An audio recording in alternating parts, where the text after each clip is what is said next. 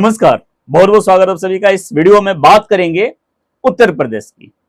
चुनाव के नतीजे आ गए हैं और सबसे ज्यादा तसल्ली मिली है तो उत्तर प्रदेश के लोगों को, उत्तर प्रदेश के हिंदुओं को सबसे ज्यादा तसल्ली मिला है। अरे थोड़ी सी शर्म करो भाई, कैसे तसल्ली मिला इसका बात करेंगे।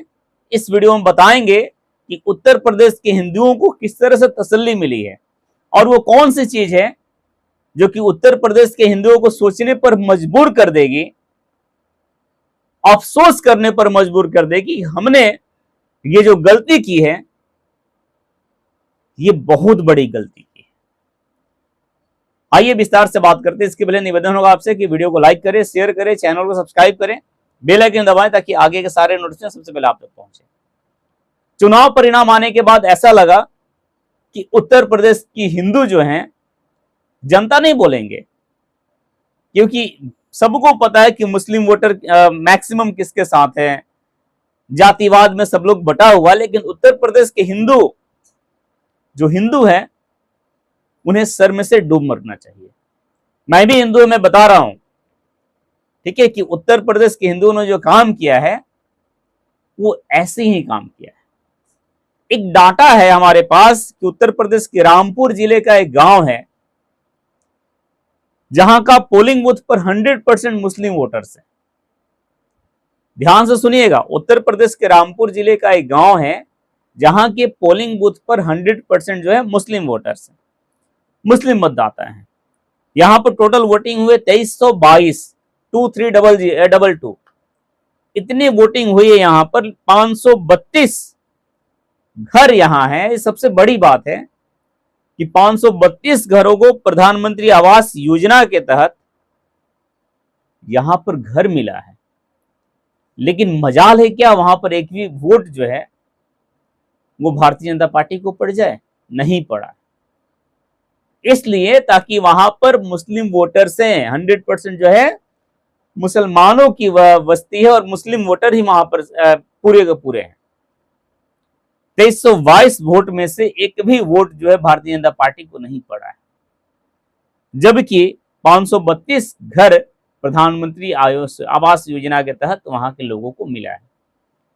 अब सोचिए, शर्म करना चाहिए हिंदुओं को कि अयोध्या में प्रभु श्री राम का मंदिर बनता है और वहां से भारतीय जनता पार्टी हार जाती है।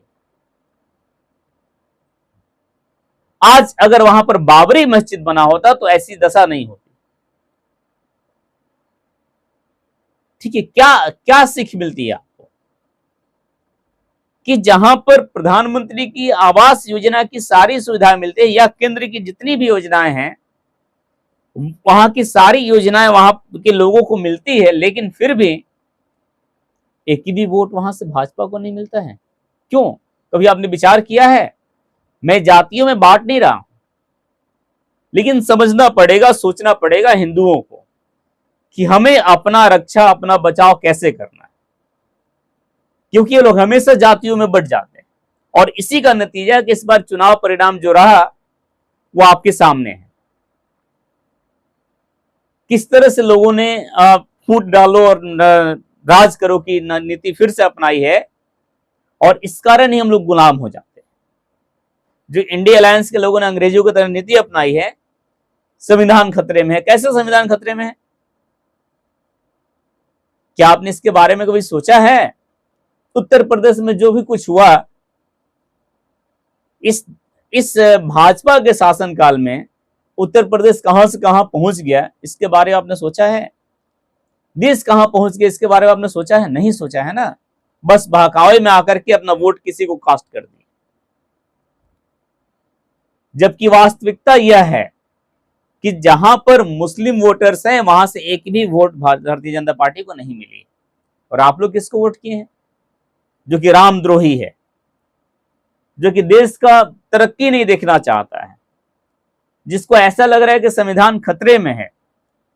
ठीक है, जो ऐसे अफवाहों के चक्कर में फंस गया है, जो आपको अनेक ऐसी प्रतिलोभन दे रहा है जो कि देश हित में बिल्कुल घातक है, आपने उसको वोट किया है।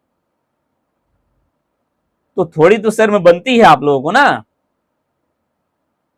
क्या क्या आपने क्या कर दिया? मतलब सनातन धर्म के लिए सबसे बड़ा खतरा तो सनातनी ही है।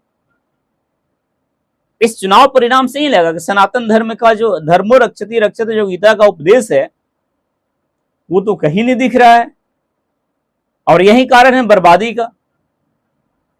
इसी कारण हम लोग आज इस स्थिति में हैं। 550 वर्ष लगा है रामलला के मंदिर को बनाने में।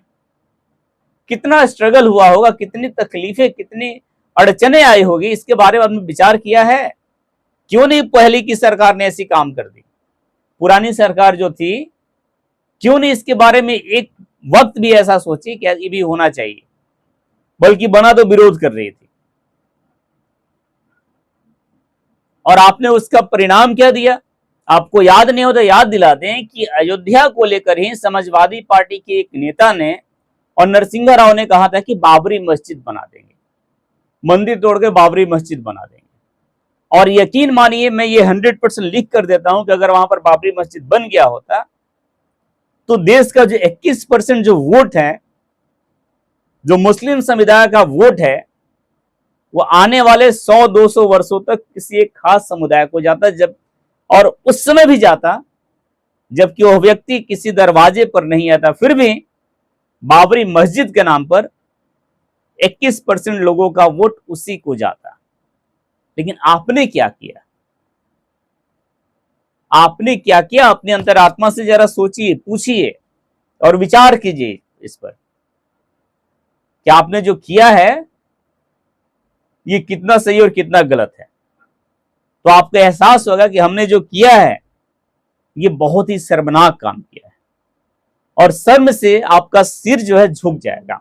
अगर आप अपने कलेजे पर हाथ, हृदय पर हाथ रखे ऐसे बात सोचिएगा तो आप शर्म से झुक जाइएगा कि हमने ये क्या कर दिया, कितनी बड़ी गलती कर दी। कितनी महत्वपूर्ण भूमिका थी प्रधानमंत्री नरेंद्र मोदी और आदित्यनाथ योगी की इस रामलला की मंदिर को बनवाने में। ये आपने 1 मिनट में भूल गया। ये आप लोग 1 मिनट में भूल गए कि इतना बड़ा योगदान जो किसी राज्य को दिया है, इतना बड़ा पहचान, इतनी बड़ी उन्नति किसी राज्य को देने वाले प्रधानमंत्री को आपने ऐसे ठुकरा दिया। उनके जितने भी प्रतिनिधित्व हैं, जितने भी कैंडिडेट खड़े थे, उसको आप लोगों ने ठुकरा दिया। ये कहां का न्याय है भाई? ये कितनी शर्म की बात है। तो इतनी बड़ी आपने गलती की है, और इस गलती का सजा जो है आने वाले 5 वर्षों के लिए नहीं है, आने वाले कितने समय, कितने वर्ष लग जाएंगे सुधारने में, ये कहना बहुत मुश्किल है। क्योंकि जिस तरह से पटरी पर गाड़ी आ गई थी, अब उसको इस पटरी पर लाने में कितना वक्त लगेगा, क्योंकि 5 वर्ष जो अभी चलेगा ना, किस तरह से चलेगा। सरकार तो एनडीए की रहेगी, लेकिन अफसोस आपको जरूर होगा। बाकी आप लोग अपना विचार, अपनी बातें, अपना राय और अपनी प्रतिक्रिया कमेंट सेक्शन में जरूर दीजिएगा। बहुत बहुत धन्यवाद।